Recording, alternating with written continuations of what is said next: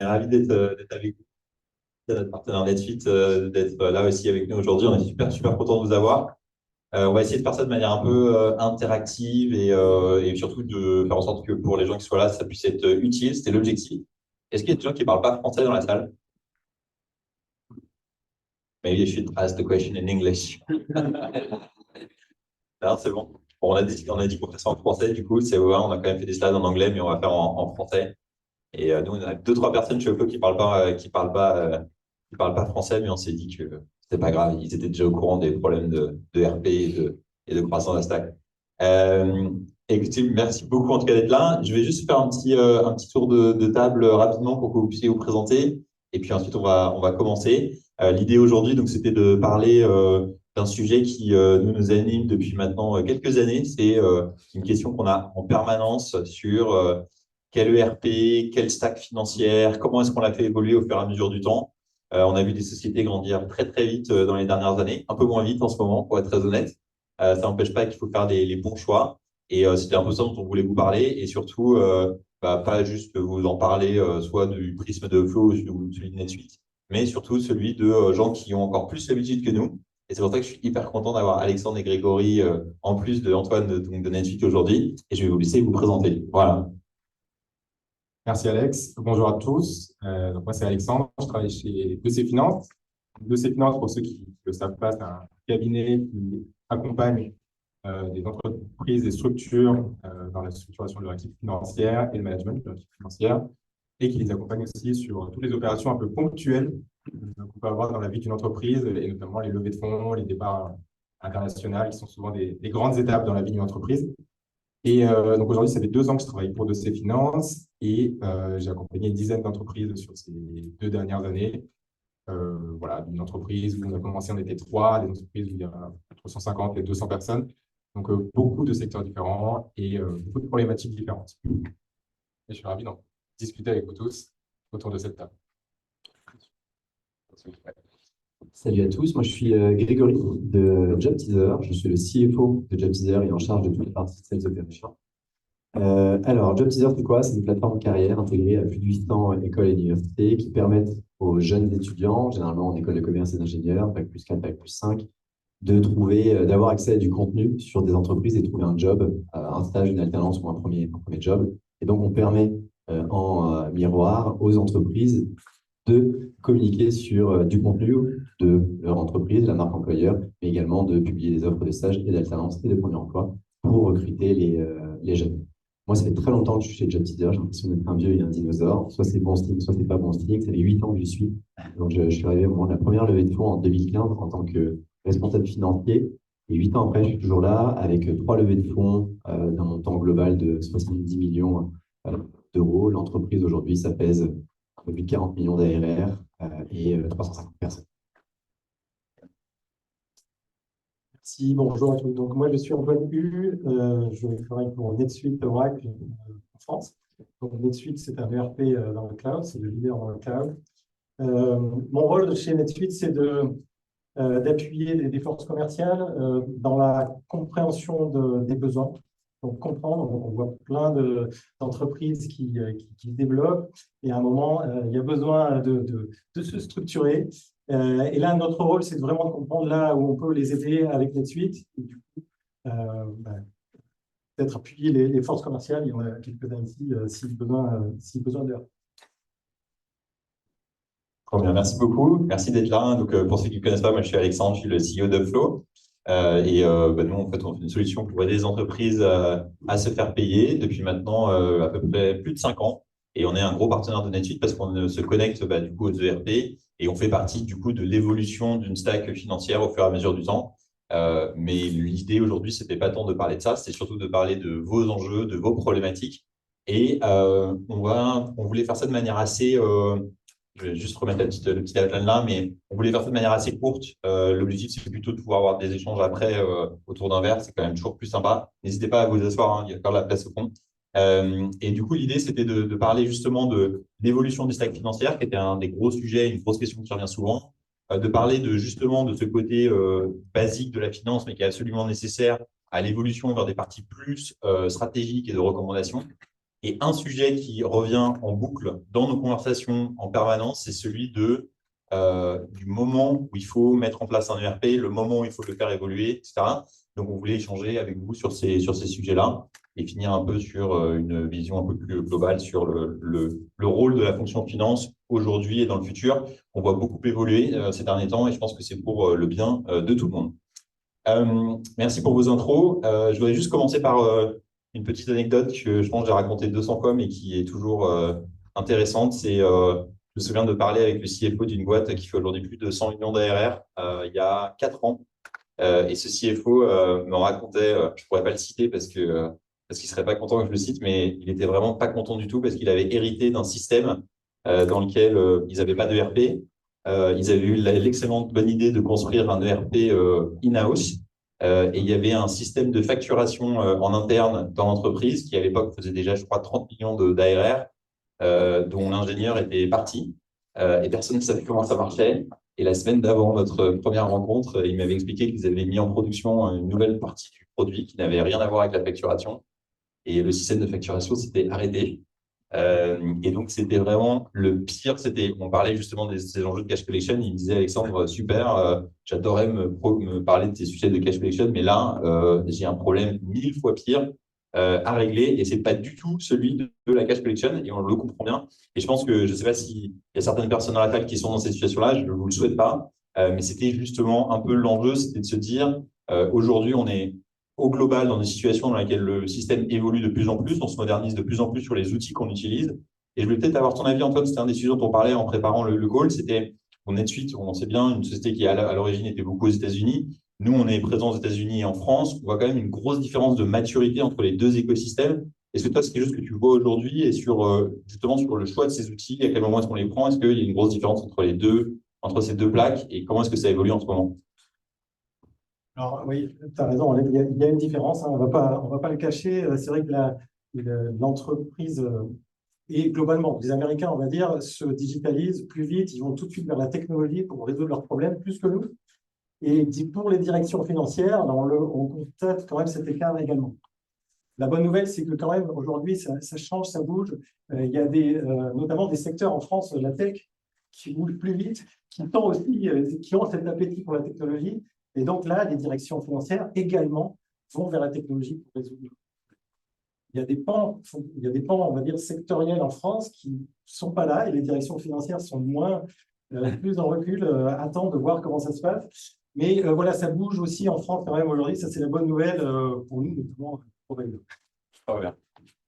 Alors, est-ce qu'on peut rentrer peut-être du coup dans le vif du sujet et parler justement de l'évolution de ces stacks financières? Je pense que on voit bien comment ça se passe. On commence au début, il n'y a pas grand-chose. On a parfois une fonction finance qui est externalisée. Et puis, au fur et à mesure, on va avoir tout un tas de contraintes qui vont se rajouter, à la fois que ce soit parce qu'on a des besoins qui sont nouveaux. Je pense évidemment aux plus basiques comme de la facturation, mais surtout des nouvelles contraintes. On va avoir par exemple des auditeurs, des investisseurs qui vont nous demander tout un tas de reporting, des nouvelles personnes qui vont rejoindre l'équipe. On parlait justement avec certains dans la salle de ces nouvelles fonctions de business ops qui n'existaient pas trop il y a quelques années, mais qui sont devenues de plus en plus importantes. Et puis, bien sûr, un des critères, souvent, tu le disais, Alexandre, à l'instant, qui souvent pousse à la modernisation, qui est la partie géographie.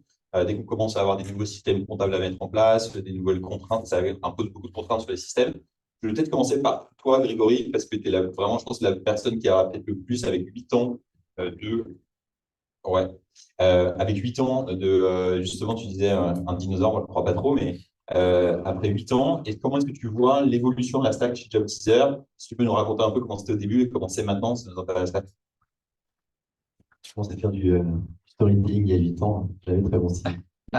La stack a bien évolué, logiquement. Alors, il faut revenir en 2015. 2015, c'est un peu le début de la French Tech en France, donc il y a très peu d'outils encore SaaS. On commence à parler de SaaS, mais SaaS, c'est Deezer, Spotify, et pas beaucoup encore d'outils tech à disposition, notamment des directions financières qui restent avec les DRH, les directions RH, le parent pauvre, généralement, des fonctions équipées d'outils tech. Donc moi, j'arrive, on est une vingtaine de collaborateurs, on vient de lever 3 millions 3 millions en série A. J'arrive en tant que responsable financier, il n'y a strictement rien. Il n'y a pas d'équipe, il n'y a pas de la compta externe, il n'y a strictement rien. Et je dois à peu près tout faire. Là, c'est-à-dire que je dois m'occuper de la finance, des HR, du recrutement, arroser les plantes, faire l'IT, configurer, aller à la FNAC, chercher les ordinateurs, bref, ça fait ça. c'était très, très, très loin. Et là, globalement, il y a un sujet de, bien évidemment, il faut s'outiller pour automatiser les tâches qui sont chronophages et qui nous fait perdre du temps sur lesquelles on n'a aucune valeur ajoutée. Et surtout, quand on est tout seul dans l'équipe, bah, on comprend que tout est dépendant de nous. Donc, si je ne le fais pas faire à quelqu'un, ou par un outil, je vais devoir le faire tout seul. Donc, le but, c'est de s'outiller.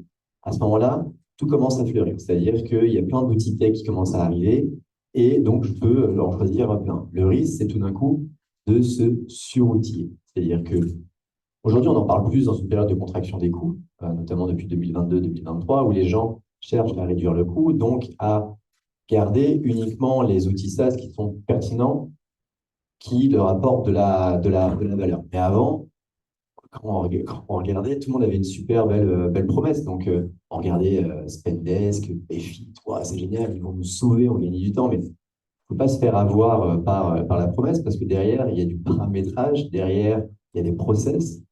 Et donc, on a commencé à s'outiller et ce que j'ai choisi de faire, c'est d'abord les outils qui me permettaient de faire gagner du temps sur lequel je n'avais pas de valeur ajoutée. J'ai mis quoi? J'ai mis en place un ATS, Smart Recruiter, pour tout ce qui était recrutement. J'ai mis en place Spendesk, parce qu'à l'époque, on avait une carte bleue qui tournait parmi les 20 collaborateurs. Et à chaque fin de mois, OK, qui a pris des billets SNCF pour Bordeaux? J'envoyais des mails comme ça pour savoir. Quelqu'un peut m'apporter la facture, s'il vous plaît, c'était un enfer. Donc, Spendesk pour avoir des cartes bleues physiques et virtuelles. Mettre en place Lucas. Alors, je dis pas que je dis pas parce que j'ai pris ces choix-là, c'est pas que les autres ne sont pas bons, hein. Mais j'ai choisi Lucas pour avoir un SIRH, juste pour la gestion des congés. Parce qu'avant, je recevais des mails, j'étais en copie de tous les mails des collaborateurs pour validation des congés. Et à la fin de la semaine, à la fin du mois, je reprenais tous les mails pour les mettre dans un fichier Excel, pour les envoyer à ma gestionnaire paye. Bref, donc c'était globalement sans aucune valeur ajoutée. Ça, je l'ai automatisé. Et plus vite on l'automatise, finalement, on le met en place, tant mieux, parce que quand on est 20, c'est plus facile de mettre en place ces outils-là que quand on est 300. Mais il faut bien choisir ces outils qui répondent à des pain points vraiment immédiats.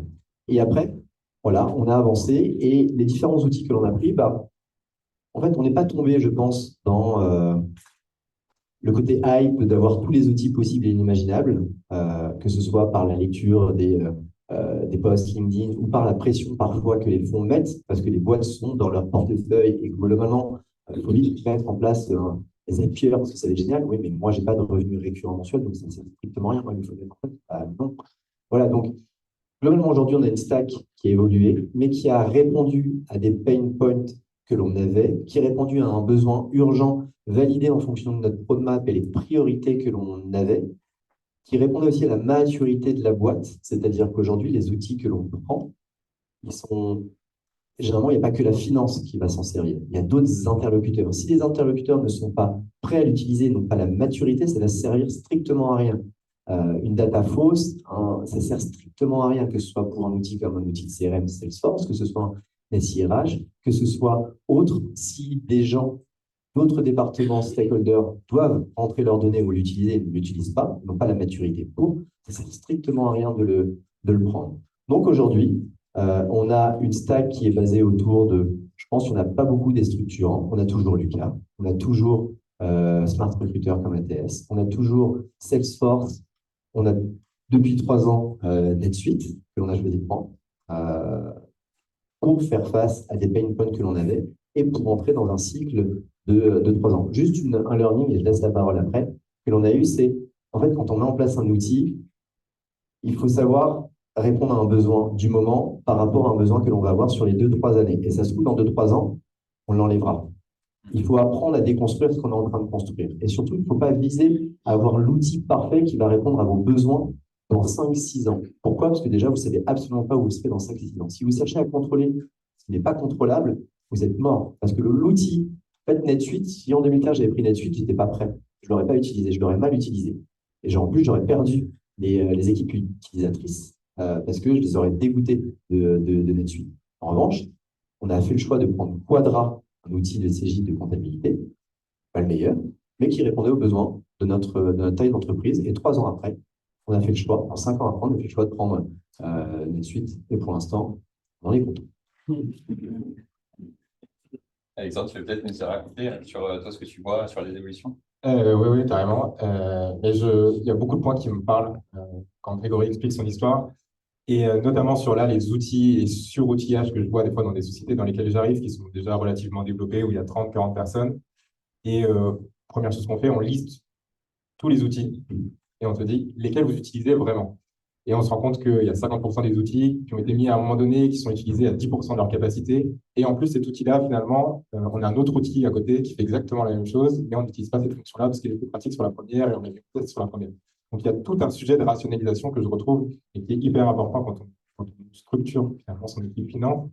Mais globalement, c'est aussi ce que tu disais au début, c'est que on lève des fonds, on veut aller très vite et on doit aller très vite parce qu'on a la pression du compte qui est juste derrière.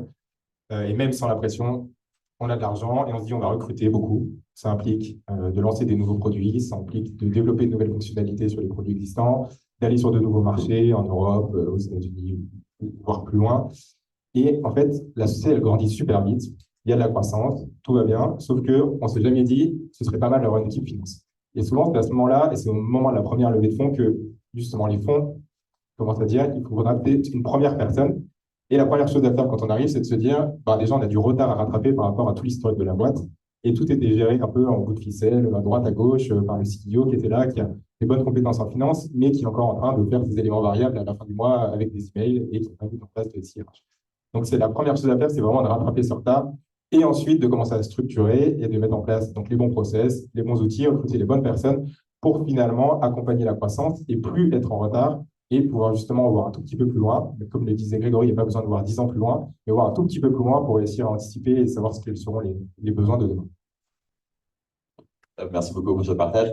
Du coup, Antoine, sur la partie, je pense que c'est un des trucs qui était vraiment clé dans la proposition de valeur, je pense, de NetSuite, qui est sur une approche modulaire, justement sur l'évolution des besoins au fur et à mesure du temps. Est-ce que tu peux nous en parler un peu? Et je pense que c'est un des points clés, notamment pour des gens comme Grégory, j'imagine, sur lesquels les besoins continuent à évoluer, même avec une fois que NetSuite est mis en place.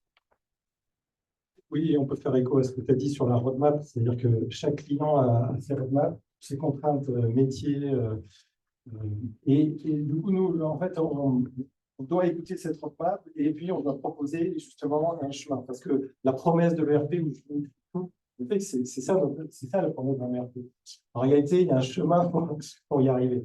Et donc, selon les types de ERP, il y a des ERP qui partent de l'employé et qui disent on va étendre les fonctionnalités jusqu'à tout unifier. Il y a ceux qui partent de la partie industrie, il y a ceux qui partent de la partie client. Et c'est vrai que là-dessus, nous, on parle de la partie financière, du cœur comptable. Et c'est vrai qu'on propose ça comme une approche au-delà de l'outil pour unifier, simplifier les outils, unifier les données également. Parce que quand on commence à rajouter aussi plein d'outils, on commence aussi à créer une certaine complexité et un patchwork qui donne plus de la capacité de visibilité aussi, et de pilotage ensuite de l'entreprise. Voilà, nous, on travaille beaucoup dessus. Merci beaucoup. Je voudrais passer du coup, à la deuxième partie qui, en fait, est celle qui est, je pense, la plus importante, qui était de se dire, c'est très bien de se dire on a une stack financière et elle évolue au fur et à mesure du temps, mais en fait, finalement, tout ça, à quoi ça sert? C'était un peu l'enjeu, c'était justement d'essayer de comprendre comment est-ce qu'on arrive aujourd'hui aussi à replacer cette équipe financière et vous tous qui êtes là dans des équipes financières, dans votre rôle, qui est un rôle qui est justement pas uniquement un rôle de reporting, mais un rôle qui est là pour driver l'entreprise, driver les décisions qu'elle prend. Je vais peut-être commencer par toi, Alexandre, tu disais que tu es souvent appelé dans des moments clés, et je pense que dans des moments clés, on pense dans les dernières années pour les boîtes qui levaient des fonds à la fameuse levée de fonds. Et là, c'est d'un seul coup, on commence à se rendre compte qu'il y a beaucoup de choses en fait, qui tournent, qui à la fin reviennent à cette question financière, mais qui sont en fait le reflet du fonctionnement de l'entreprise, de sa maturité, de sa profitabilité et surtout du coup, de sa vision long terme et surtout sa pérennité, parce qu'en fait, il y a quand même un moment où on en revient à ça. Est-ce que tu peux nous parler un peu de ce côté, de ce rôle, de comment est-ce que la fonction finance transitionne? Je crois que j'avais mis sur la slide le truc classique là, de Andros Horowitz qui est on passe beaucoup trop de temps sur la base alors qu'en fait on devrait passer du temps sur le haut qui est la strategic finance. Est-ce que tu peux nous parler un peu de comment est-ce que toi tu l'as vu évoluer, notamment dans ces moments où tu as soudainement besoin d'être très très stratégique en utilisant, j'espère, pas des bouts de ficelle pour la base?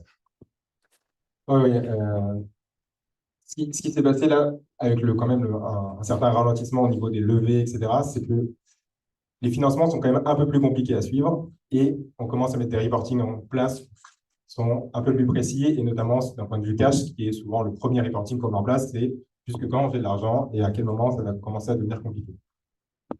Donc ça, c'est vraiment la première chose. Quand on arrive, nous, sur un dossier, la première chose qu'on fait sur un client, c'est de se dire, est-ce que vous pilotez votre cash? Est-ce que vous regardez comment vous le dépensez? Et est-ce que vous regardez jusqu'où vous pouvez aller avec votre cash?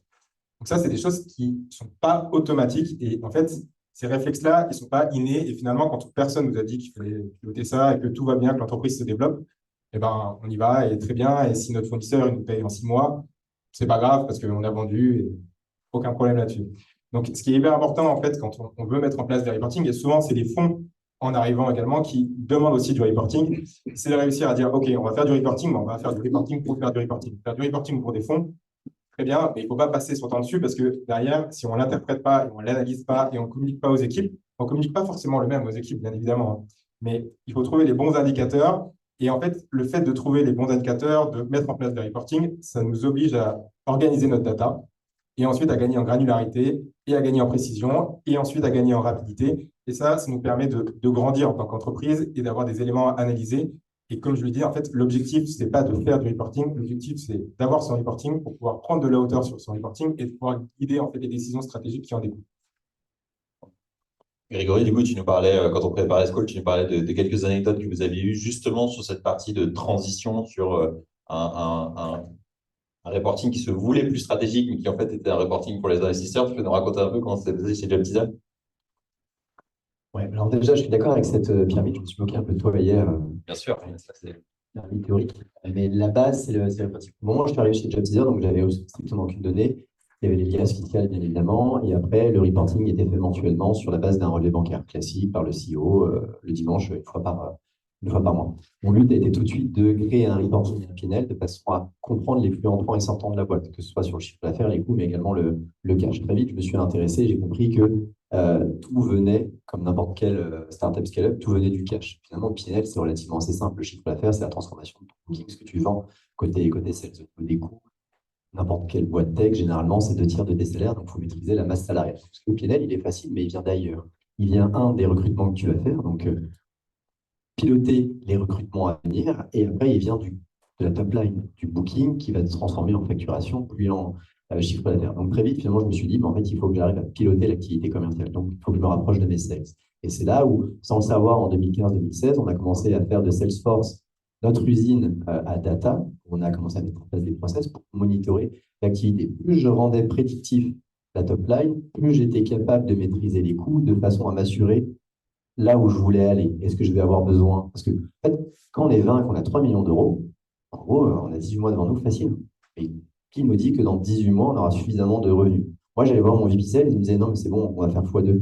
Et s'il faisait 80%, il était content. Le seul problème, c'est que moi, il me manquait 20%. Donc là, j'étais dépendant d'argent extérieur. Donc, le reporting est la base numéro 1. Le petit reporting donc, me sert à piloter mon activité. C'est la première chose que j'ai faite. Après, pendant, je pense, 2 ans, je n'ai pas amélioré mon reporting. C'est-à-dire, pour moi, il ne servait à rien parce que c'était juste de constater de mon chiffre d'affaires et mes coûts. Je me suis intéressé à tout le pilotage de mon cash et donc pilotage de l'activité commerciale où il y avait plein de choses à faire. On est passé de 5 sales à 100 sales, donc il a fallu tout traquer, les différents KPIs métriques que l'on a sur de l'ARR, le churn, etc. Hyper long à faire. On a fait une deuxième levée de fonds, ça s'est bien passé. À partir du moment où vous avez les chiffres, de toute façon, ils ne font pas chier, enfin, ils ne nous embêtent pas. Et on arrive à cette fameuse troisième levée de fonds, série C, on commence à lever 50 millions d'euros. On a un fonds anglais qui rentre, fonds anglais beaucoup plus exigeant que les fonds qu'on pouvait avoir côté fonds français, pas de jugement. Et là, en fait, on est en train de racheter une boîte. Donc, globalement, moi, j'ai une équipe qui assure les fondamentaux et qui est d'absorber l'activité, qui fait x2 à peu près chaque année. Je sais que d'un point de vue reporting, on n'est pas à la hauteur de ce que l'on devrait délivrer. Je préviens mon comité de direction, je préviens mes founders et ils sont au courant. Et on accepte que soit je passe du temps à améliorer le reporting, mais pour améliorer le reporting, il faut que je passe un certain temps pour structurer la data, qu'elle soit automatisée et qu'elle vienne dans mon PNL. Est-ce qu'on préfère que je passe 3 semaines dessus ou on préfère finalement d'essayer de piloter l'activité? On se met d'accord, je pilote l'activité. Et 4 mois après, notre levée de fonds, il y a le fonds qui m'appelle. Donc le mec qui fait un peu peur au fond, tu vois, anglais. Il m'appelle, il fait Grégory, je voulais te dire un truc, oui, c'est la pire boîte de notre portefeuille. Wow, ça fait mal. En tant que DAF, alors je suis persuadé que je fais du bon boulot, Le mec qui a investi 50 bars dans la boîte, il est en train de me dire que je suis mauvais. Et ce que l'on fait, c'est nul. Wow. Là, je fais OK, je le prends pas très bien. Je préviens tout de suite mon fondateur. Je lui dis, bah, en fait, il va te le dire. Mais il me l'a déjà dit. OK. Nous, on était d'accord. Il me dit, OK, mais il va falloir l'améliorer. Du coup, on en a fait une priorité. Est arrivé le Covid, ralentissement de l'activité. Et là, en fait, j'ai eu le temps pour restructurer ma data, mais surtout faire un bon reporting. Et on a travaillé ensemble avec les fonds pour faire un bon reporting. Et ce que je voulais vous dire, c'est que le reporting, ça sert au tout début quand on veut comprendre et auditer un peu la boîte et les flux entrants et les flux sortants, qu'est-ce qui se passe dans la boîte. Et après, le reporting, si vous en faites qu'un reporting à destination des fonds, ça ne servira pas à grand-chose. Là, ils m'ont taclé, OK, mais l'activité de la boîte était gérée. On était sous contrôle.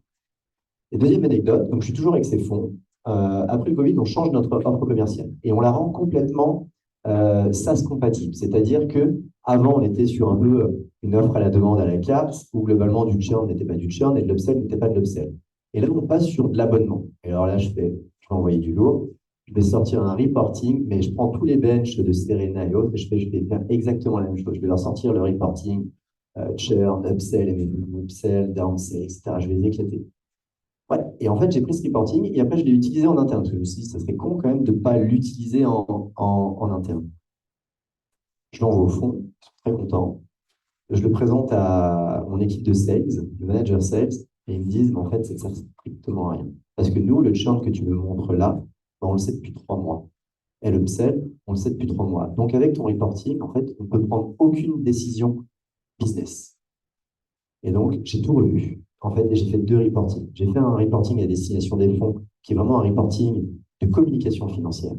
Et j'ai fait un reporting à destination de l'interne pour prendre les meilleures décisions business. Et on a beaucoup plus parlé en date commerciale. On a transformé le KPI, on a mis des KPI qui parlaient aux gens de façon à prendre les meilleures décisions possibles. Et c'est comme ça que la finance et je gère aussi l'équipe Prevops côté SalesOps, qui va gérer plus la partie top line.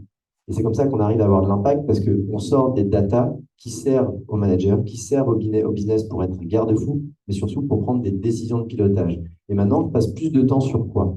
Sur celui au fond ou celui en interne? Celui en interne. Je sais que celui à l'externe, pour les VC, je dois l'améliorer, mais ce n'est pas ma priorité. Et tant pis si je me fais tacler, parce que ma priorité, c'est de m'assurer que les fondamentaux soient assurés pour la boîte. Donc, voilà, il y a 2 niveaux de reporting, mais assurez-vous que le reporting sur lequel vous vous basez, sur lequel vous monitorez votre activité, en fait, il sert au business et il impacte le business. Je reviens sur le côté tu vois, de l'utilisation en interne, parce que je crois qu'il y a aussi des boîtes à qui on parle où je ne sais pas si tu le vois aussi, toi, Alexandre, mais moi, je parle souvent à des gens dans des équipes qui sont, par exemple, des équipes sales ou même des équipes produits sur lesquelles il y a on n'a aucune communication sur justement ces critères qui sont des critères financiers. Et encore une fois, c'est pas pour faire plaisir de communiquer sur de la donnée financière, c'est surtout pour dire, voilà, ça, c'est un élément qui est important, c'est un élément qui drive nos stratégies et on est en train d'essayer d'optimiser. Je trouve que c'est hyper important d'arriver à bien communiquer là-dessus, comme tu le fais, pour un reporting qui est un reporting interne, pas un reporting qui est que externe. Et effectivement, on peut vite tomber dans le panneau du reporting uniquement externe. Antoine, on en parlait peut-être en préparation, mais est-ce que toi, vous avez l'impression, sur vos utilisateurs, en effet, que vous avez eu un changement dans ces dernières années sur les gens qui utilisaient les ERP? Enfin, parce que là, c'est ce qu'on voit un peu, c'est que c'est plus que uniquement ces fonctions financières. On a des usages qui sont beaucoup plus large. Est-ce que c'est quelque chose que vous avez vu et que vous essayez de vous adapter dessus?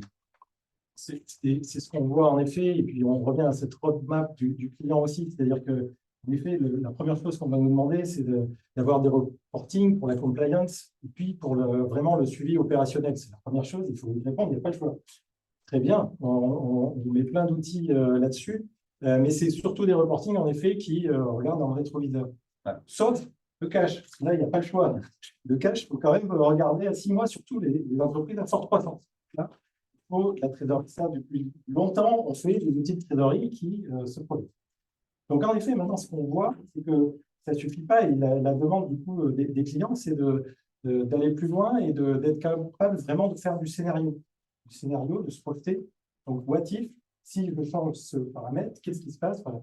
Donc là, en effet, nous, notre rôle, c'est d'amener cette brique, alors souvent qui est une brique experte là-dessus, parce que les ERP font beaucoup de reporting opérationnel.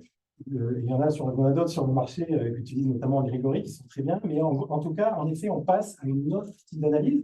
Et puis, il y a l'intelligence artificielle qui va amener beaucoup de choses ici. Donc là, on est au début de l'histoire aussi pour s'aider à prendre des décisions. Tu as prononcé le mot que tout le monde attendait. Très bien, on a coché cette case. Super, merci beaucoup pour ces insights, c'est super intéressant. J'avais un aspect sur la partie recrutement, donc pour aller juste plutôt en conclusion, je pense que ce sera plus pertinent. Je voudrais juste qu'on passe un tout petit peu de temps, parce que c'était un des sujets dont vous aviez vraiment dit que vous vouliez en parler, qui était un peu la question du timing et revenir sur ces sujets, parce qu'on a vu donc, du coup, le fait qu'on a besoin d'avoir cette stack qui évolue pour une communication qui est de plus en plus stratégique. Peut-être, Grégory, est-ce que tu peux nous dire, tu vois, on en a parlé rapidement tout à l'heure, mais refaire un petit focus, que je pense que c'est ce qui aide vraiment les gens, c'est vous, à quel moment est-ce que vous vous êtes dit, vous êtes passé sur ce moment de j'ai besoin d'un ERP parce que ce qu'il y avait avant ne suffisait plus. Quel a été le trigger pour vous?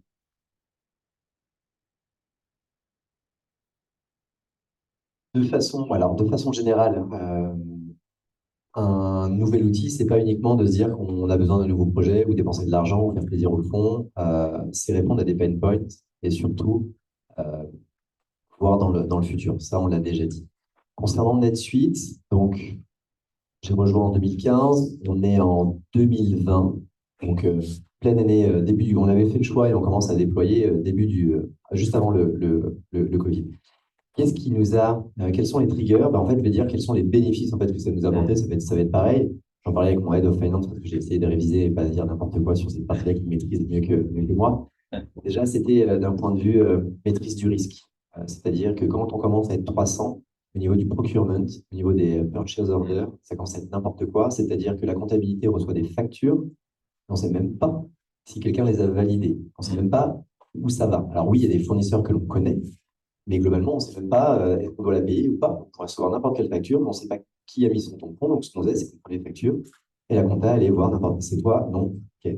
Perdez un peu de temps. Et puis après, le responsable du budget en question, marketing et char, en fait, n'avait pas du tout une vue sur son budget en live. Donc, c'était difficile de savoir où on était. Donc, il y avait donc une volonté de maîtriser le risque d'un point de vue procurement, d'un point de vue purchase order. Et deuxièmement, c'était aussi d'avoir, sur la partie OPEX, un peu lié au premier point, d'avoir une vue analytique de tous les OPEX live.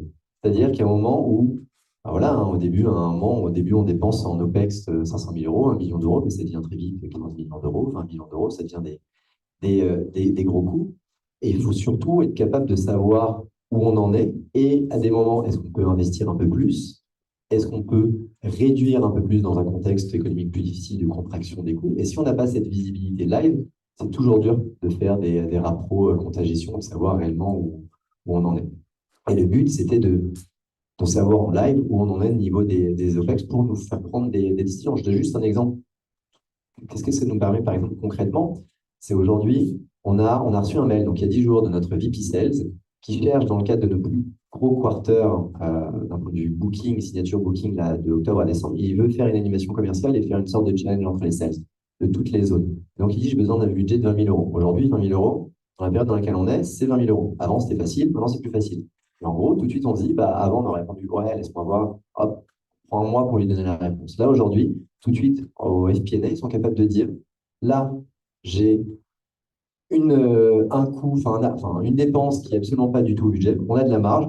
Je suis capable de dire qu'on peut encaisser cette avance-là et on va faire un jeu de vase communicant et donc on va retenir du budget. Donc elle accepte en l'espace de 24 heures, grâce à NetSuite et à cette visibilité live des OPEX, elle arrive à donner son go sans prendre le risque d'espérer que derrière on trouvera une économie parce qu'on est sûr de trouver cette économie-là. Donc ça, c'est le deuxième avantage. Troisième avantage, c'était au niveau de l'internationalisation, puisque à ce moment-là, on venait de créer une filiale en Allemagne. Pour voir si ça marche, d'abord, on externalise à fond. Si ça marche et c'est pérenne, le but après, c'est d'internaliser la comptabilité. D'internaliser la comptabilité et d'avoir deux systèmes différents, c'est bien compliqué. Du coup, NetSuite nous permet de faire cette gestion multi-entity, nous permet de faire cette gestion multi-currency, puisque entre-temps, on a acheté une boîte au Nordics et ça nous permet aussi de gérer des devises qui sont différentes. Super pour la partie analytique, effectivement, tu te rends compte, tu commences à le faire dans un Excel, que ça devient vite. Et j'ai passé mes dimanches après-midi à essayer de faire à calculer des CAC en sortant les trucs d'Excel, en se disant que c'était enfin, exactement ce que tu décrivais tout à l'heure, Alexandre. Justement, du coup, Alexandre, vous, est-ce que vous avez une méthode chez Dossier? J'imagine que vous avez plein de gens chez qui vous arrivez, qui ont des stacks qui doivent être hyper variés, à la fois complètement en retard ou peut-être parfois trop en avance. Est-ce que vous avez un peu une méthode établie pour dire, bon, là, c'est le moment de s'équiper d'un ERP ou d'une solution plus robuste? Alors, il n'y a pas de méthode magique qui fonctionne, qui fonctionne à tous les coups. Je suis désolé Alex. Mais globalement, chaque boîte est vraiment différente et en fonction de chaque business model, chaque type de business, on arrive dans une entreprise SaaS. OK, ben on va mettre un outil qui va nous permettre de surtout gérer le process facturation, qui est un process hyper important parce que tous les mois, on refacture et on ne peut pas passer, si aujourd'hui on a 50 clients et que demain on en a 500, on ne peut pas passer notre temps à faire 500 factures. Donc, en fonction de chaque business, vraiment, il y a une différence de temporalité qui est pas la même. Et on revient en fait à ce côté roadmap qu'on a évoqué tout à l'heure, c'est de se dire, aujourd'hui, sur quoi je passe mon temps en le faisant manuellement ou avec des outils qui ne sont pas encore adaptés. Et j'identifie finalement les projets où j'ai peu de valeur ajoutée. Je fais mes process. Je choisis le bon outil qui va m'accompagner aujourd'hui et qui est capable de m'accompagner encore un petit peu derrière sur ma progression, sur la construction de ma fonction. Et au fur et à mesure, je monte en compétences comme ça. Et dès que je redégage un petit peu de bande passante, je m'attaque au process d'après, celui sur lequel je passais peut-être un tout petit peu moins de temps, mais sur lequel il n'y a pas encore une valeur ajoutée folle. Et en fait, je remonte la pyramide au fur et à mesure. Et il n'y a pas une vérité pour une boîte, mais force est de constater que assez rapidement, on se rend compte que la fonction finance est toujours derrière tous les autres services en termes d'outillage. Et il y a les RH aussi. Voilà, c'est vraiment les deux parents pauvres, comme tu disais tout à l'heure. En fait, on se rend compte que c'est des fonctions et c'est normal aussi quand on commence et qu'on lance une société de se dire je vais recruter une équipe commerciale avant de recruter un directeur financier. Alors ça, tout le monde est d'accord. Avant de compter, on va peut-être avoir quelque chose à côté. C'est forcément mieux. Mais globalement, il n'y a pas de vérité. Il faut s'outiller au fur et à mesure. Il est hyper important de mettre en place des process qui sont clairs, qui nous permettent finalement de grandir et de choisir le bon outil quand on a identifié en fait les risques et nos vrais besoins. On met notre process pour y répondre et ensuite on choisit le bon outil. Et à partir de là, on peut progresser progressivement et monter la pyramide jusqu'au moment où on est capable de prendre de la hauteur.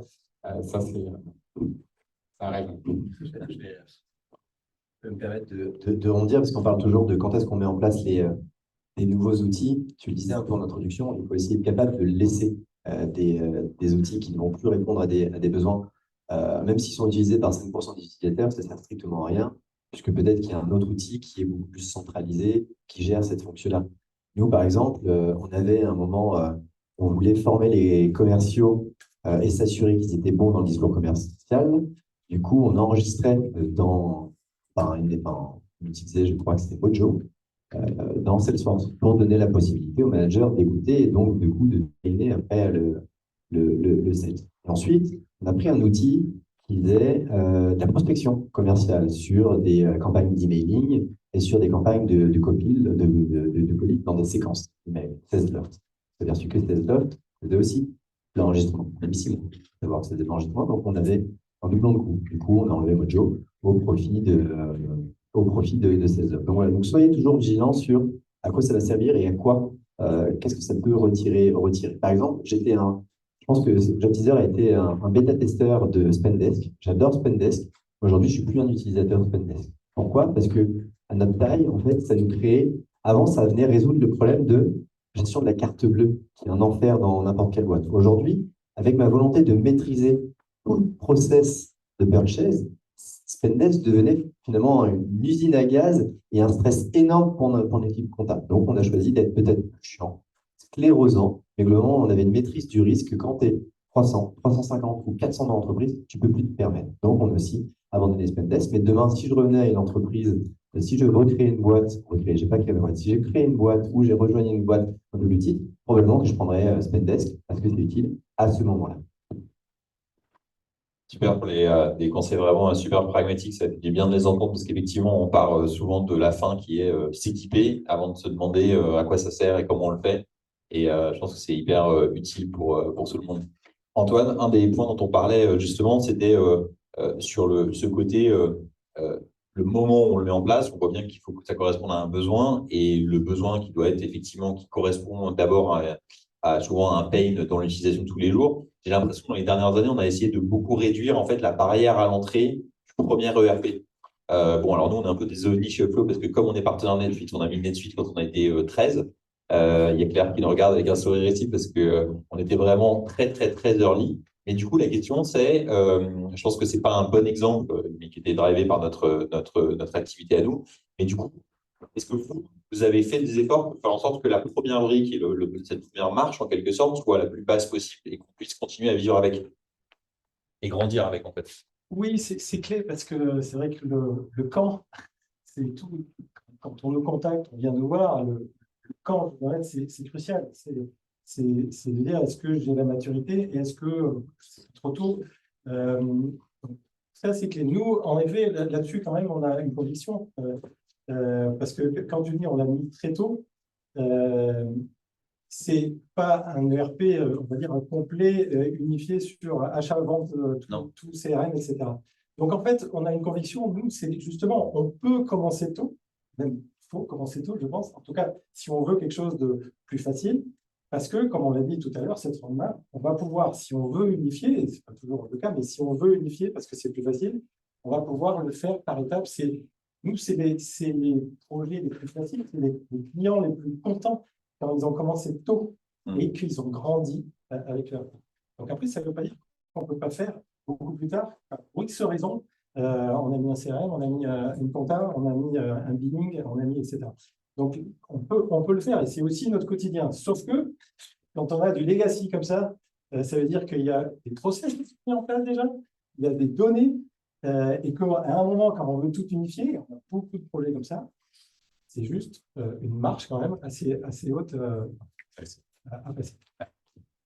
Bah, ça fait une bonne transition parce que nous, on a quand même parlé et on parle encore à beaucoup, beaucoup d'équipes qui sont un peu traumatisées par ce changement.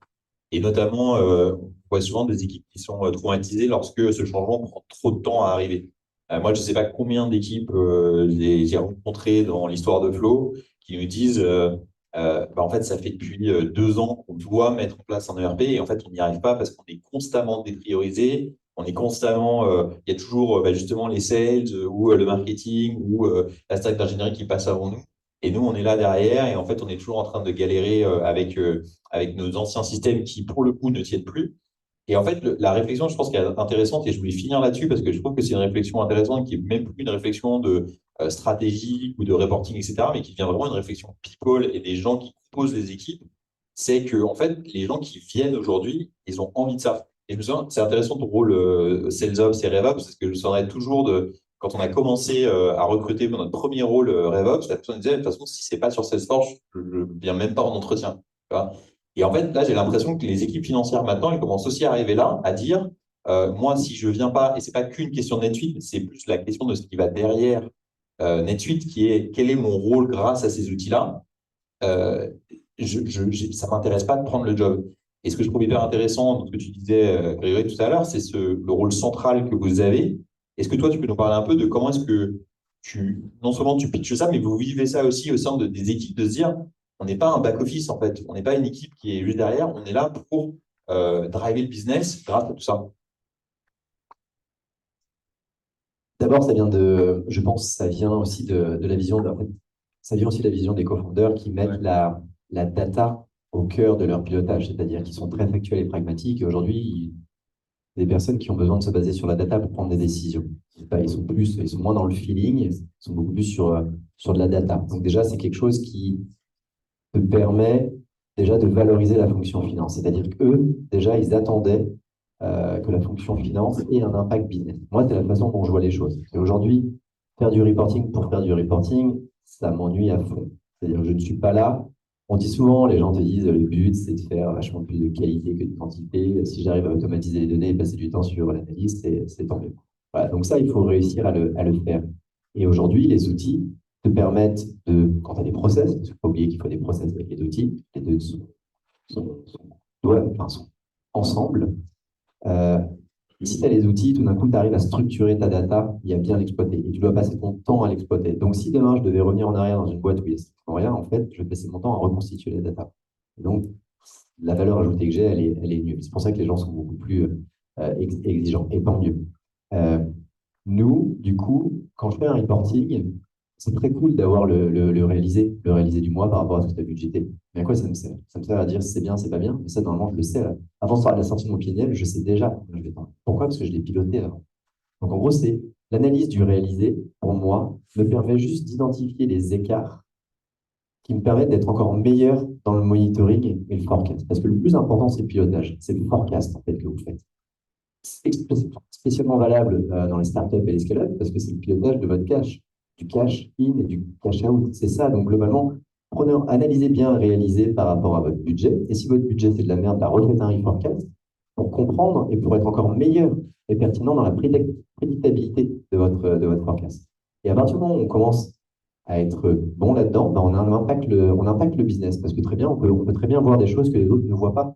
Que ce soit, c'est le rôle de la finance, c'est le rôle d'être un garde-fou et de trouver des leviers pour atteindre le niveau que l'on avait espéré, budgété, atteindre, surdépasser. Enfin bref, c'est notre rôle.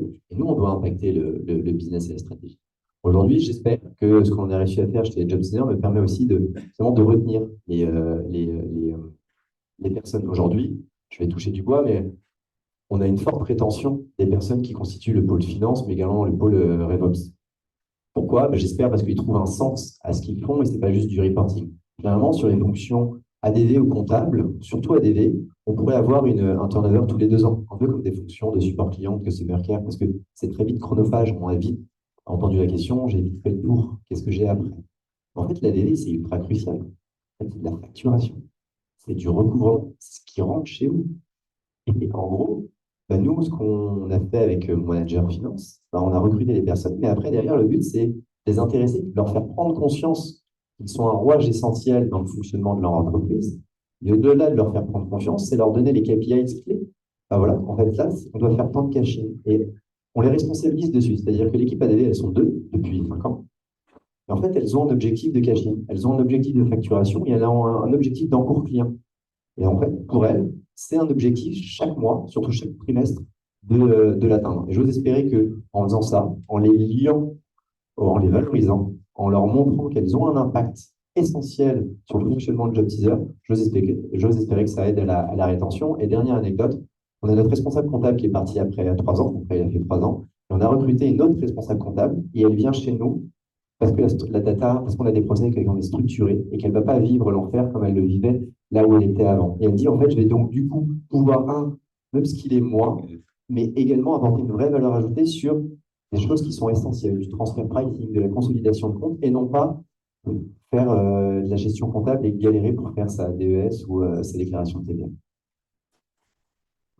Je ne lance pas trop sur la cash collection et l'importance de l'initialisation parce que nous, on a vraiment des channels Slack de cash collection et Clément qui est dans la salle là, qui est notre expert de la cash collection. On a vraiment des fins de mois sur lesquels on est vraiment tous très, très énervés sur la cash collection parce qu'on a des targets à atteindre et parce qu'on sait tous. Et alors après, on a forcément une déformation qui est celle de flow, mais on sait tous qu'en fait, cette cash collection, elle impacte du coup le cash in et du coup notre runway, qui est notre critère numéro 1 en ce moment. Et on est tous dessus. Et on est vraiment. Et c'est un truc. Et c'est marrant que tu parles de ça parce que je pense que c'est un très bon exemple d'un truc qui a l'air d'être assez basique. Et des process comme ça, il y en a plein sur lesquels, en fait, on touche à un truc qui est absolument clé de la boîte et qui permet, en fait, d'avoir aussi du sens à son travail, quoi. Finalement, c'est surtout pour ça qu'on se lève le matin. Alexandre, je te voyais sourire en voyant ça. Ça te rappelle d'autres idées? Oui, très, très rapidement, mais tu l'as dit aussi, en fait, tu as parlé de support tout à l'heure de la fonction finance. Et en fait, la fonction finance, en disant que c'était une fonction support, hein, évidemment, mais la fonction finance, elle doit vraiment être au cœur du réacteur. Et si on la considère comme une fonction support, on va avoir des personnes qui vont faire le même job chaque semaine, chaque mois. On va avoir des clôtures organisées, J+5, J+10, J+15, et qui finalement ne vont jamais rentrer sur des projets qui sont un peu structurants pour la société. Et on va se dire, OK, bon, on a notre équipe finance, on a notre équipe RH, on a notre équipe marketing, et en fait, ça se parle jamais, ça correspond, enfin, aucun lien en fait entre chaque team. Et juste le fait de dire, OK, on est une fonction finance, on doit être un peu un garde-fou en expliquant, bah, vous avez tel projet, voilà les impacts que ça va avoir en termes de cash, en termes de résultats sur notre budget, voilà comment ça va l'impacter. Mais il faut réussir en fait à toujours fait intervenir et faire monter les personnes des équipes finance sur tous ces projets-là. Donc, forcément, il y a des personnes qui vont avoir des affinités avec des actions marketing, avec des actions produits, etc. Et de réussir finalement à les intéresser, à les sortir un peu de ce quotidien financier de base, en fait, un peu de vieilles fonctions finance qu'on peut voir dans des PME de 250 personnes où bon, c'est un peu moins vivant qu'un environnement startup, mais c'est très vrai. Hein, je viens de là-bas, je sais comment ça se passe. La fonction finance, la comptabilité, c'est des services qui ne bougent pas énormément, qui ont les mêmes outils depuis 10 ans. Et de réussir aujourd'hui dans cet environnement un peu plus startup, mais je pense qu'il va se démocratiser sur des entreprises de plus grande taille, de se dire en fait, une personne qui a la finance, elle va pouvoir faire un peu autre chose que de la finance, devenir un véritable business partner en fait au sein de toutes les équipes pour les aider à avoir toujours cette sensibilité financière, quel que soit leur projet, et de pouvoir les accompagner et de pouvoir finalement accompagner la boîte dans sa croissance et faire en sorte que cette croissance elle soit saine finalement à tous les niveaux et qu'on n'ait pas de surprise à la fin de l'année en se disant OK, on a déraillé et on est des années-lumière de notre budget. Et comme le disait Grégory, c'est vrai qu'un budget, c'est bien, mais l'objectif, quand on regarde ces chiffres à la fin du mois, c'est de se dire, bon, finalement, où est-ce que je vais atterrir par rapport à mon budget à la fin de l'année. Donc, c'est toujours de regarder devant et pas trop regarder derrière. C'est intéressant parce qu'il y a un truc dont on parle beaucoup en ce moment chez Upload, justement, c'est le fait qu'on est assez fiers et très content de justement ne pas servir uniquement des boîtes qui sont des boîtes qui sont des startups. Même si on a commencé par les startups parce que c'est vrai qu'il y avait un affect très fort sur justement ce côté KPI, du rôle stratégique de la finance, un truc qui est important, mais c'est vrai que là maintenant, ça commence à être rigolo d'avoir le leader européen de l'adhésif en Europe, un manufactureur de jeux au Canada, un boîte de plomberie en Arizona. Et en fait, ce qui est intéressant, c'est que toutes ces boîtes, elles ont une particularité commune, c'est qu'elles ont un ERP qui justement est soit un étude, soit un nouveau concurrent, mais en tout cas, ils ont choisi cette brique qui était une brique qui leur permet de travailler là-dessus et justement d'exprimer ça. Et je serai toujours de Nicolas Drider, le CEO de SolarScreen, donc cette boîte d'adhésifs en Europe, qui dit en fait, ça nous a vraiment changé notre life de la boîte complète le jour où on a mis NetSuite sur une de nos recommandations d'ailleurs. Mais c'était super parce qu'ils étaient bloqués avec leur système qui ne marchait pas. Et ils ont eu vraiment l'impression, au-delà de la technique, de pouvoir se dire, ça y est, on comprend ce qu'on fait, on comprend exactement ce que tu disais, on prend des décisions qui ont du sens côté business, des dépenses, etc. Et c'est vraiment un super, super exemple qui nous donne nous beaucoup d'espoir aussi sur le long terme. Tu parlais de maturité et d'évolution. Moi, je viens d'une famille de la construction du BTV et ils n'en sont pas encore à la suite et j'espère vraiment qu'ils le mettront un jour. Est-ce que du coup, Antoine, juste pour finir, tu peux nous parler un peu de ces différents verticaux que vous avez chez NetSuite? Oui, mais je voulais aussi revenir sur cette fonction finance un peu en silo, parfois dans certaines entreprises. Ouais. Et j'aime penser que quand j'arrive avec un ERP, je vais leur donner en fait la possibilité d'avoir le même langage que tout le monde dans l'entreprise. C'est-à-dire que les outils, ça n'aide pas en fait, aussi à communiquer avec les autres. C'est-à-dire que si on unifie de la vente du CRM, des équipes sales ou achats, etc., et qu'on parle sur les mêmes données, eh bien, j'ai l'impression, j'espère, mais du coup, quand tu dis il y a du lien avec le business, voilà, j'ai l'impression de leur donner un langage commun, business, voilà. Et donc, j'ai l'impression de sortir du fond du couloir, de la compta, où ils recitaient tout, mais sans lien aucun métier. Donc là, ça me confirme qu'on amène une brique là-dessus. Tu voulais parler, pardon. Il y a des différents verticaux. Non, mais justement, du fait que l'étude, c'était pas que, et ces ERP, c'était pas que pour des startups et des gens avec dans cet environnement-là, et que au contraire, c'était quelque chose qui avait vocation à se déployer. Exactement, et notamment justement dans des industries où la partie métier est tellement importante, où on produit quelque chose. Avec startup, c'est beaucoup de services, business récurrent, mais il y a aussi des verticaux où du coup, on voit des entreprises qui produisent, qui stockent, qui vendent. Et là, c'est pareil. On voit beaucoup d'équipes en silo, l'entrepôt, la compta, etc. Et donc, nous, on essaye d'apporter une solution globale là-dessus avec ces différents verticaux et sous-verticaux en unifiant tout. Voilà, c'est un peu notre position. On se souviendra de sortir du placard pour se remettre au milieu de l'open space. Ce sera peut-être la conclusion de cette bonne discussion. Merci beaucoup à vous pour cet échange. Ça passait vraiment hyper vite. Je voudrais vraiment vous remercier parce que vous êtes des leaders inspirants. Ça fait vraiment longtemps qu'on se connaît.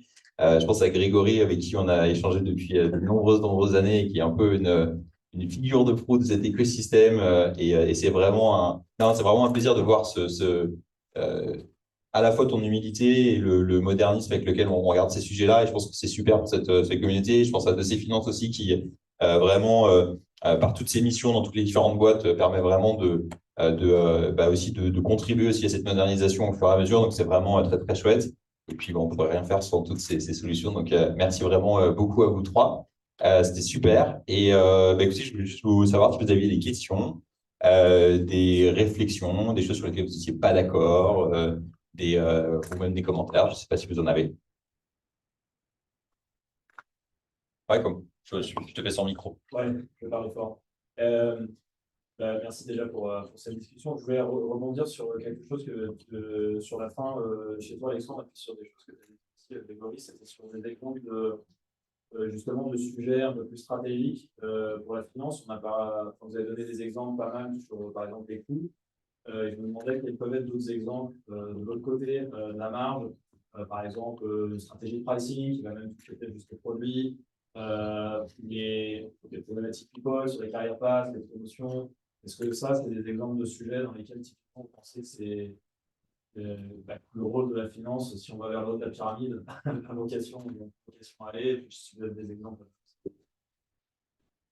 Oui, bien sûr. En fait, n'importe quelle fonctionnalité, par exemple, que tu vas lancer sur un produit où tu vas avoir des flux de paiement, des choses comme ça, le fait, dès le départ, de dire dans le camp d'équipe finance, je vais avoir une personne qui va être responsable de suivre un peu ce projet et du coup, de conseiller l'équipe produit sur la manière dont vont s'organiser les flux et comment ça va se retranscrire en comptabilité et derrière en finance, ça permet, de le faire sortir un peu du placard, comme tu disais, et de travailler sur d'autres projets. Donc, c'est hyper intéressant pour lui. Et de deux, au moment où le produit va être lancé, etc., au-delà du conseil qu'on a donné à l'équipe produit, ça va lui permettre d'avoir une revue critique au moment où il va voir ses chiffres, en se disant, OK, c'est normal, non, c'est pas normal. Et on vient de lancer le produit, en fait, on ne sait pas. Et si la personne n'a jamais été investie dans le projet, elle va prendre un temps fou à se remettre à niveau pour comprendre comment ça fonctionne et pourquoi les flux arrivent de telle manière en comptabilité, qui est toujours un peu la base de la finance. Et donc, le fait d'investir ces gens sur ces produits-là, ça permet, mine de rien, de leur donner un œil critique, de les faire monter aussi en compétences et de les faire prendre en hauteur, finalement, pour pouvoir déjà échanger avec vous de manière un peu plus simple sur des équipes produits, par exemple, et d'avoir juste une revue vraiment critique sur les chiffres, sur ce qui se passe, et de pouvoir les interpréter, de se dire, OK, juste c'est normal, c'est pas normal, où est-ce qu'on va, et toujours après dans cette idée de se dire comment on le projette et comment ça va se transformer ensuite. La réponse est évidemment oui. On n'a pas qu'une vue coût, mais également top line. Aujourd'hui, chez JobTeaser, il n'y a pas une décision ou un projet qui se prend sans avoir soit l'accord des RevOps sur la partie booking, soit l'accord de la finance PNL sur les parties chiffre d'affaires et EBITDA. Je donne des exemples. Aujourd'hui, la partie booking, si je la lis un peu à ce qu'on fait côté FP&A, en fait, quelqu'un va partir côté sales. Aujourd'hui, avant, on recrutait, on s'en fichait de la rentabilité d'un sales. Maintenant, on va regarder beaucoup plus le Monthly Quota, on va beaucoup plus regarder ce qu'il rapporte avec toute la chaîne de valeur et l'investissement qu'il a derrière, que ce soit du marketing, du lead gen, etc., etc. Et aujourd'hui, au lieu de quelqu'un démissionne, d'abord, on va regarder quel est le CAC réel. Quel CAC. Donc, on va regarder le chiffre d'affaires que ça rapporte et les coûts associés, et on va essayer de projeter quel est le CAC que l'on vise. Et donc là, les RH vont prendre aucune décision sans validation et accord des RevOps et du FP&A pour remplacer cette personne-là. Pourquoi? Parce qu'on est maintenant, et tant mieux pour la fonction finance, parce que les crises finalement créent une appétence pour les chiffres, demande un monitoring beaucoup plus étroit que l'on pouvait faire avant. Avant, monitorer de la croissance de chiffre d'affaires, c'est facile, hein. On vise 100%, on fait 80%, on est content. Maintenant, il y a une demande de faire du chiffre d'affaires dans un contexte beaucoup plus étroit, où faire 10%, 15% de croissance, c'est peut-être plus difficile qu'avant. Et en plus, on doit générer du cash positif, on doit atteindre le break-even, donc il faut une rentabilité. Donc, voilà, donc il faut qu'on ait un œil sur la rentabilité et le ROI de chaque projet, le ROI, le PNL de chaque pays, les investissements côté B2C que l'on fait, que ça a un impact sur les métriques d'engagement que sont des registers, des MAU, etc., etc. En fait, maintenant, c'est tant mieux. En fait, il y a un regard beaucoup plus héroïste des choses.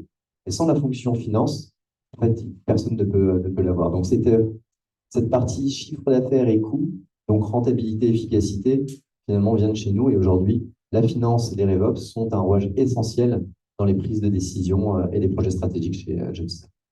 Et juste un petit point là-dessus.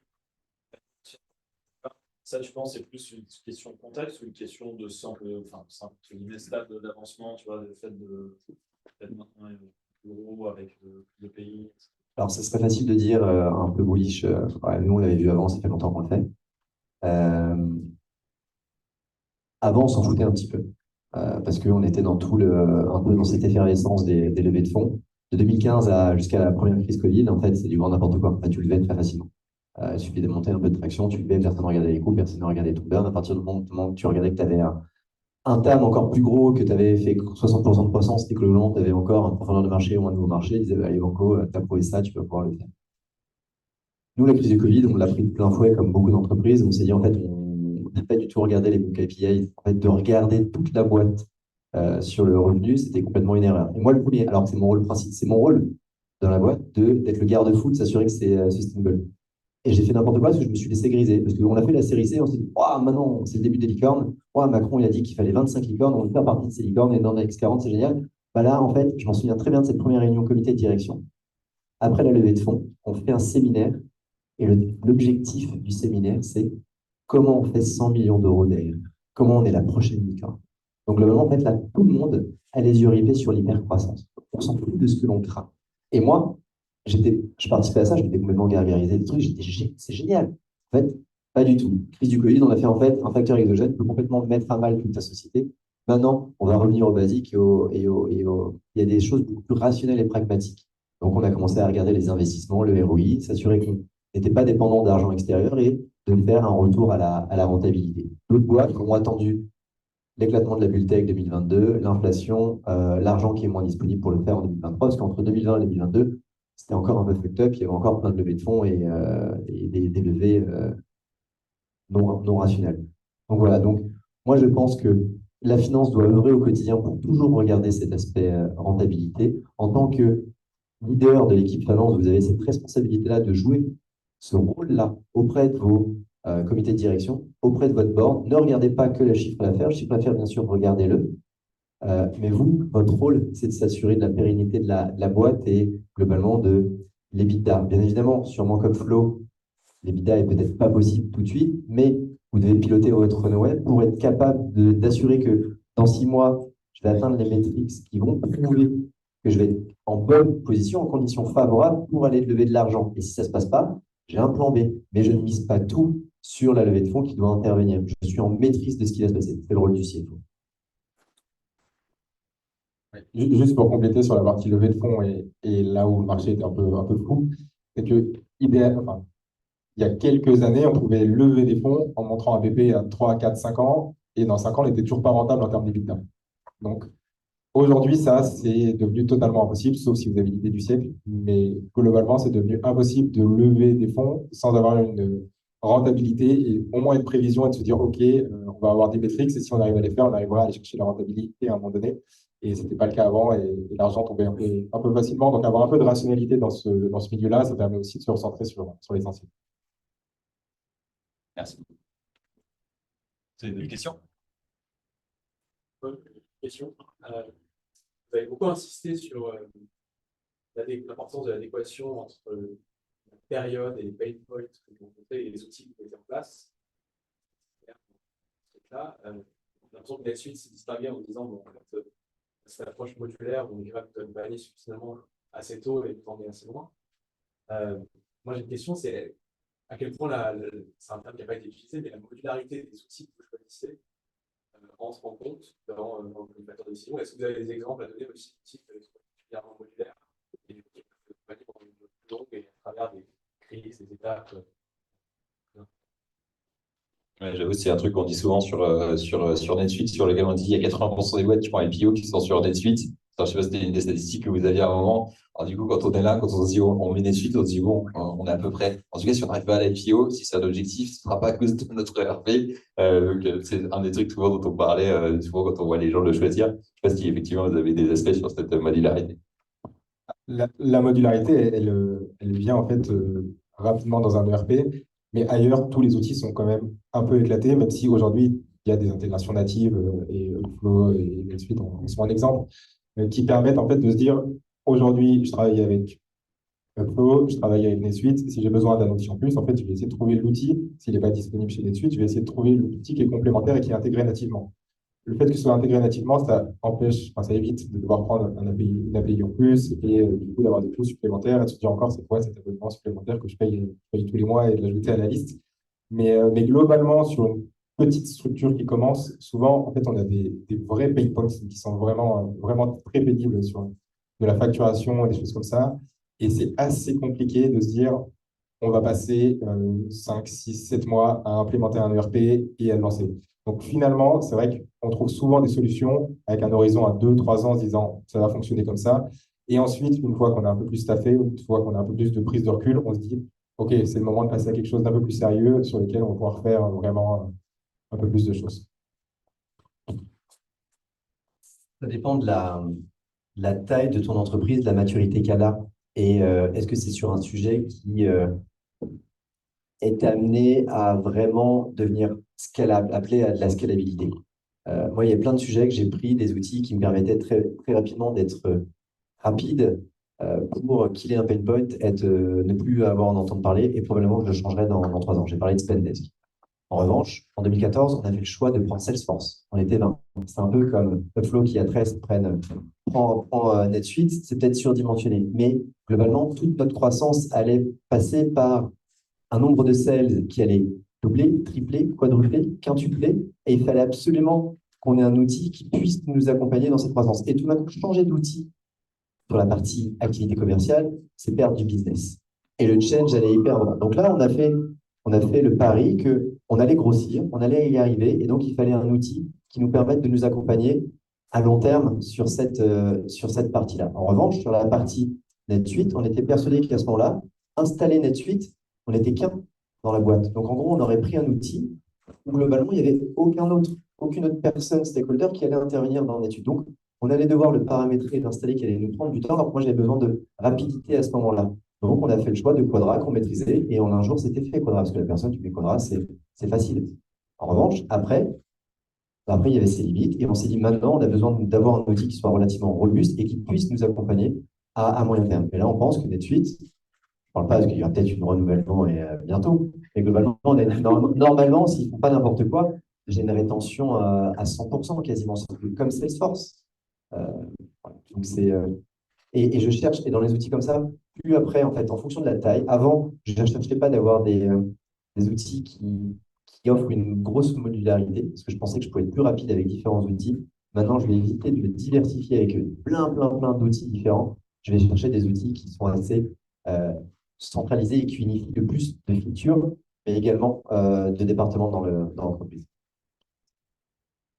Merci beaucoup pour vos questions. Je crois qu'on est subtilement en train de nous dire sur le côté que c'est l'heure d'arrêter de parler. Si vous avez d'autres questions, n'hésitez pas à venir les voir. Je pense que c'était l'objectif aussi de pouvoir faire des échanges de manière un peu plus informelle. Merci beaucoup à tous d'être venus et merci surtout à vous trois de votre venue et surtout de votre partage d'expérience. C'était vraiment hyper utile et j'espère qu'on aura l'occasion de faire plein d'événements comme ça pour pouvoir continuer à partager ces bonnes pratiques. En tout cas, on est vraiment content de pouvoir les hoster chez Upflow. Donc, merci beaucoup pour votre venue et à très bientôt tout le monde. Merci.